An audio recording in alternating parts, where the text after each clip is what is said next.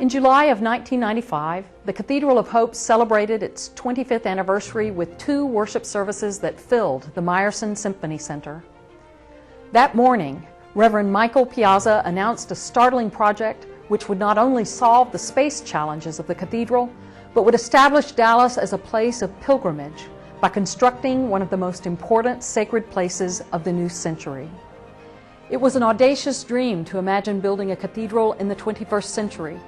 It was a dream so great it would require the gifts and talents of an audacious and creative architect.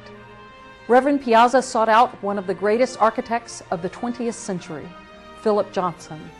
Mr. Johnson was very gracious to meet with me, and frankly, it was just an honor to meet a person who has shaped so much of the landscape of our society.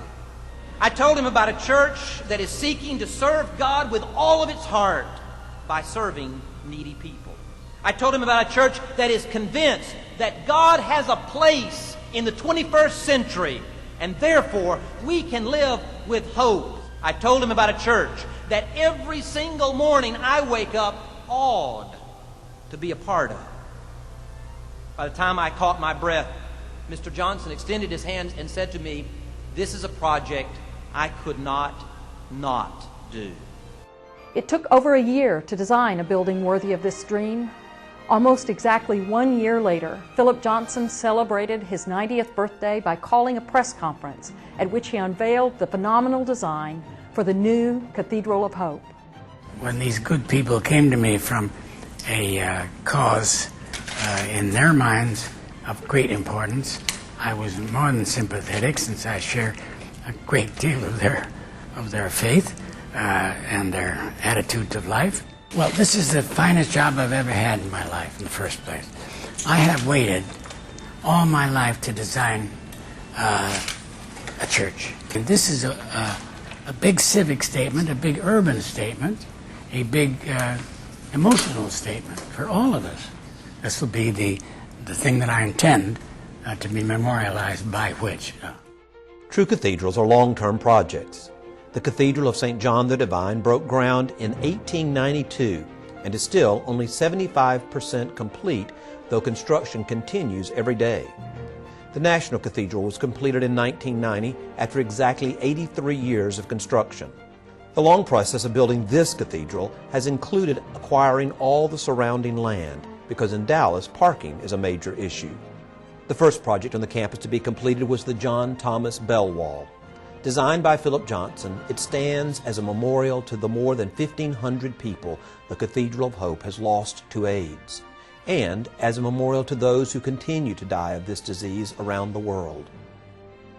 Next, the church had to build a congregational life center to accommodate our expanding children and youth ministries, as well as to provide the office space needed for an active and vibrant church that hosts over 65,000 people each year in worship, with another 1 million joining us by television and the internet.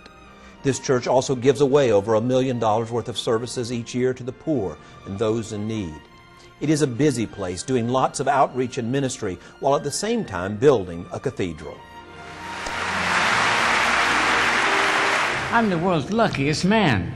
Can you imagine being 91 years old and getting to do it at last, what I've dreamt of all my life?